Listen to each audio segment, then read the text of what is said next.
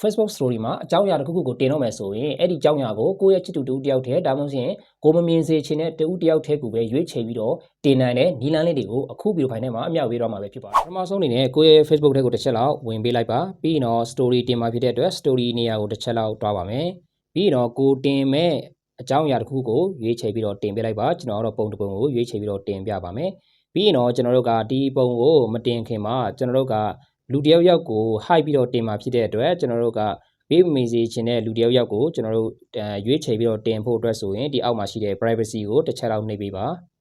ပြီးရင်တော့ဒီထဲရောက်လာပြီဆိုရင်ကျွန်တော်တို့ဒီနေရာမှာ hide story from ဆိုတဲ့ဟာကိုတစ်ချက်လောက်ကျွန်တော်တို့နှိပ်ပေးလိုက်ပါပြီးတော့ပြီဆိုရင်တော့ဒီနေရာမှာကို page ဟောပေါ့နော်ကိုပေးမင်စေချင်တဲ့ account တစ်ခုခုကိုကျွန်တော်တို့ရွေးချယ်ပြီးတော့ဒီဘေးနားမှာရှိတဲ့လေးတောင်ကွက်လေးကိုအမှန်ချိပေးလိုက်ရုံနဲ့အဲ့ဒီလူစီမှာကျွန်တော်တင်ထားတဲ့ story ဒီရောက်တော့မှာမဟုတ်ပါဘူးဥပမာအနေနဲ့ဒီထဲမှာတယောက်ယောက်ကိုကျွန်တော် hide ပြပါမယ်ဒါဆိုရင်ဒီ account ကို hide မယ်ဆိုရင်ဒီဘေးနားမှာရှိတဲ့ set ဟောပေါ့နော်ဒီလေးတောင်ကွက်ကိုတစ်ချက်လောက်အခုလိုမျိုးအမှန်ချိပေးပါ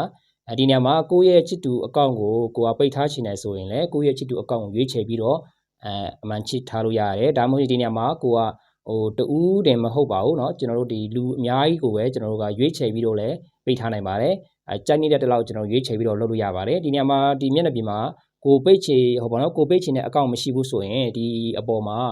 သူ့ရဲ့ account နာမည်ကိုရိုက်ချပြီးတော့အခုလိုပုံစံမျိုးပိတ်ထားနိုင်ပါတယ်ကိုကအခုလိုမျိုးရွေးချယ်ပြီးတော့ပြီဆိုရင်တော့ဒီဟောပါတော့ဒီများလေးကိုတစ်ချက်လောက်နှိပ်ပြီးတော့နောက်ဆုတ်လိုက်ပါပြီးရင်ဒီများကိုပဲထပ်ပြီးတော့နှိပ်ပေးလိုက်ပါဒီနေရာရောက်လာပြီဆိုရင်တော့ကျွန်တော်တို့ကအကုန်လုံးလှုပ်လို့ပြီးသွားပြီဆိုတော့ကျွန်တော်ဒီ share ကိုကျွန်တော်တို့နှိပ်လိုက်တာနဲ့အခုကျွန်တော်တင်တဲ့ story ဒီကိုတတ်မှတ်ထားတဲ့လူရဲ့ Facebook account မှာကျွန်တော်တင်ထားတဲ့ story ကသူ့စီမှာပေါ်နေမှာမဟုတ်ပါဘူး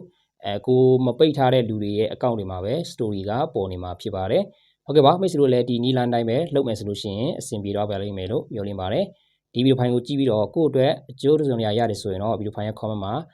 yes လို့ရေးပြီးတော့အားပေးခဲ့ကြပါဦးနောက်ဗီဒီယိုဖိုင်တွေမှာပြန်လည်ဆုံတွေ့ကြပါမယ်ဗီဒီယိုဖိုင်လေးကိုအဆုံးထိလိုက်ပါကြည့်ရှုပေးတဲ့အတွက်အားလုံးကိုကျေးဇူးတင်ပါတယ်